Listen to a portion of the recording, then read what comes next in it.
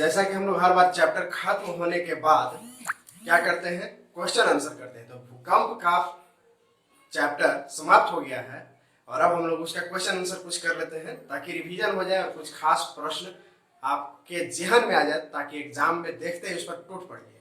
तो चलिए शुरू करते हैं क्वेश्चन आंसर। पहला क्वेश्चन है, प्रत्यास्थ पुनश्चरण सिद्धांत निम्नलिखित में से किसकी उत्पत्ति की व्याख्या करता है?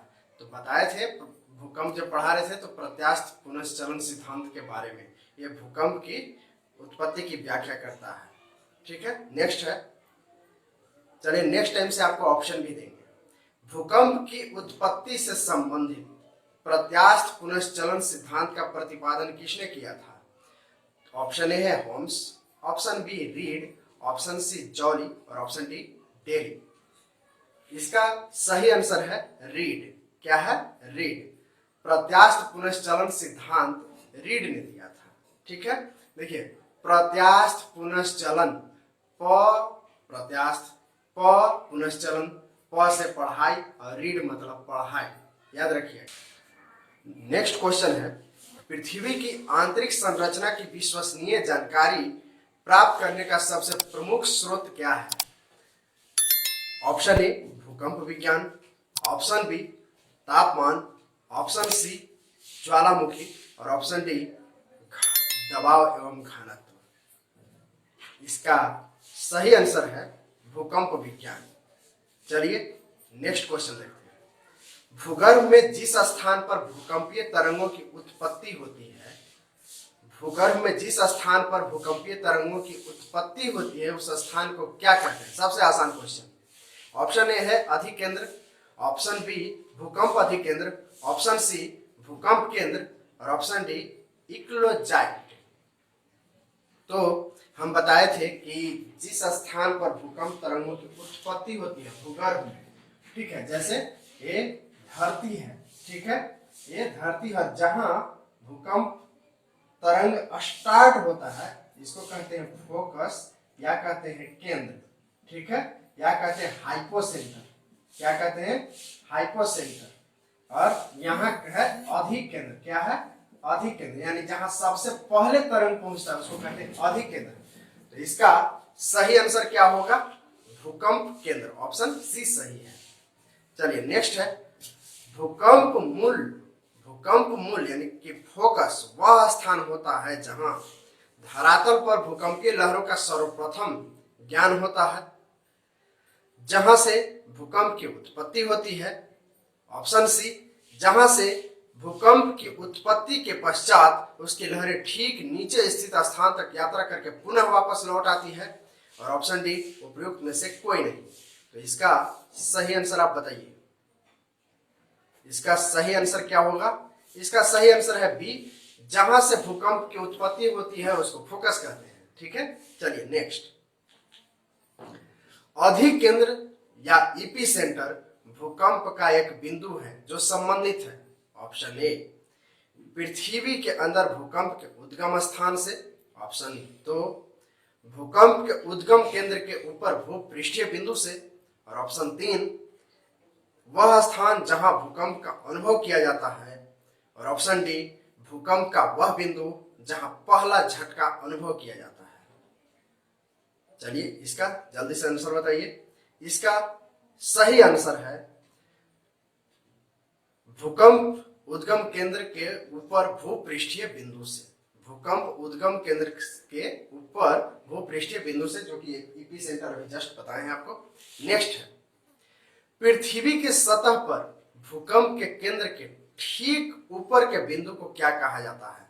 पृथ्वी के सतह पर भूकंप के केंद्र के ठीक ऊपर के बिंदु को क्या कहा जाता है? ऑप्शन ए अंतः केंद्र, ऑप्शन बी मूल केंद्र, ऑप्शन सी उत्केंद्र, इसी को ईपी सेंटर कहते हैं, और ऑप्शन डी मध्य केंद्र।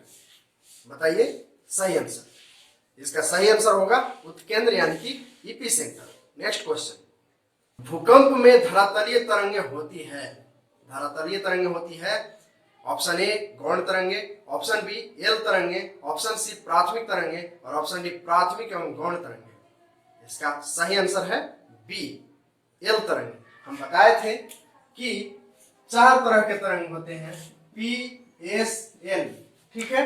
जो धरातल पर चलता है वो है L, इसको लव वेव भी कहते हैं, लव वेव या लॉन्ग वेव, ये है धरातल पर चलता है। बाकी जो PS है ये नीचे से आता है, कहां से? नीचे से, जबकि L जो है धरातल पर चलता है। L को आप याद रख सकते हैं लैंड, लैंड मतलब सरफेस, धरातल, धरती, भूमि, ठीक है, तो भूमि पर चलता है, ठीक है। चलिए नेक्स्ट, निम्नलिखित में से कौन सी भूकंपीय तरंगें सर्वाधिक क्षति पहुंचाती है? ऑप्शन ए है प्राथमिक, ऑप्शन बी द्वितीयक, ऑप्शन सी दीर्घ पृष्ठीय और ऑप्शन डी क्षितिजीय। इसका सही आंसर है दीर्घ पृष्ठीय। जो एल तरंग होता है इसको कहते हैं दीर्घ पृष्ठीय, यह सरफेस पर चलता है, सरफेस पर चलने के कारण ये अधिक खतरनाक होता है, ज्यादा विनाश करता है। जबकि ए, पी और एस क्या होता है कि नीचे से आता है, ठीक है, तो एक कम विनाशक है। क्या? पी और एस कम विनाशक है। इसका स्पीड जहां 8 किलोमीटर प्रति सेकंड होता है, इसका स्पीड 4 किलोमीटर प्रति सेकंड होता है, इसका होता है 1.5 से 3 किलोमीटर प्रति सेकंड। तो स्पीड पर मत जाइएगा, स्पीड पर मत जाइएगा। ये विनाशक इसलिए अधिक होता है कि ये सरफेस पर चलता है, ठीक है। चलिए नेक्स्ट है, निम्नलिखित में से कौन सा कथन सही नहीं है? ऑप्शन ए, भूकंप के कारण समान बर्बादी वाले स्थान को मिलाने वाली रेखा को समभूकंप कहते हैं। ऑप्शन बी, समभूकंप रेखा का आकार नियमित होता है। उन स्थानों को मिलाने वाली रेखा जहां भूकंप एक साथ आते हैं सहभूकंप रेखा कहते हैं। और ऑप्शन डी, भूकंपीय तरंगों को अंकित करने वाला यंत्र सिस्मोग्राफ कहलाता है। देखिए ऑप्शन ए में है भूकंप के कारण समान बर्बादी वाले स्थानों को मिलाने वाली रेखा को समभूकंप रेखा कहते हैं। बात सही है। समान बर्बादी यानी कि मान लेते हैं अगर नेपाल में भूकंप आया और गुजरात के भुज में भूकंप आया और दोनों 7 रिएक्टर का है या फिर एक ही मतलब 5 रिएक्टर का है, 7 या 8, कोई एक सेम है जो, तो स्वाभाविक बात है कि बर्बादी भी सेम होगा, तो उसको कहते हैं समभूकंप। क्या? समभूकंप, ठीक है। और इसका जो आकार है वो अनियमित होता है। कहने का मतलब है कि मान लेते हैं नेपाल में आया तो यहाँ गुजरात का भुज है, ये यहाँ कुछ यहाँ से ये रहेगा, फिर ये इधर रहेगा, ये कहीं भी अनियमित रहेगा, कोई सीधी रेखा में नहीं होगा। जबकि सहभूकंप रेखा एक ही समय पर जहां जहां भूकंप आता है उसको सहभूकंप कहते हैं। जैसे मान लेते हैं कि नेपाल में आया तो नेपाल में आएगा तो सीधा सीधी बिहार में आएगा, बिहार से इसी तरह से हो सकता है कि नेपाल में इधर आगे आए या बिहार से भी आगे झारखंड तक आए। तो इसका जो है रेखा नियमित होता है, ठीक है। तो ये जो बी इसका ऑप्शन है समभूकंप रेखा का आकार नियमित होता है, यही गलत है, अनियमित होता है। सम भूकंप रेखा का आकार अनियमित होता है जबकि सहभूकंप का नियमित होता है, ठीक है। चलिए नेक्स्ट है, निम्नलिखित में से कौन सा कथन सही नहीं है? ऑप्शन ए है रिएक्टर स्केल भूकंप की तीव्रता मापने का एक यंत्र है। ऑप्शन बी, रिएक्टर स्केल एक लॉगरिथमिक स्केल होता है। ऑप्शन सी, यह स्केल भूकंप की ऊर्जा को मापता है। और ऑप्शन डी, इनमें से कोई नहीं। तो इसका सही आंसर है इनमें से कोई नहीं। रिएक्टर स्केल भूकंप की तीव्रता मापने का यंत्र नहीं है, वो पैमाना है। यंत्र को तो सिस्मोग्राफ कहते हैं और रिएक्टर मापक है। क्या है? मापक या यूनिट कह सकते हैं, यूनिट है। जैसे 10 केजी तो केजी यूनिट है, ठीक है। तो उसी तरह का ये यूनिट है रिएक्टर, जैसे 7 रिएक्टर का, 8 रिएक्टर का, ठीक है। चलिए नेक्स्ट है, अंतः सागरीय भूकंपों द्वारा उत्पन्न समुद्री लहरों को क्या कहते हैं? Option A cirque, option B tsunami, option C scale और ऑप्शन डी केम। आप जानते हैं कि जो सागर में भूकंप आता है तो उसको सुनामी कहते हैं। नेक्स्ट है, सुनामी का मुख्य कारण निम्नलिखित में से कौन है? ऑप्शन ए भूकंप, ऑप्शन बी ज्वालामुखी, ऑप्शन सी चक्रवात और ऑप्शन डी प्रति चक्रवात। इसका सही आंसर है भूकंप। सुनामी का मुख्य कारण है भूकंप। विश्व के सर्वाधिक यानी कि 63% के लगभग भूकंप निम्न में से किस पेटी में आते हैं? परिप्रशांत महासागरीय पेटी, मध्य महाद्वीपीय पेटी, मध्य अटलांटिक पेटी, हिंद महासागरीय पेटी।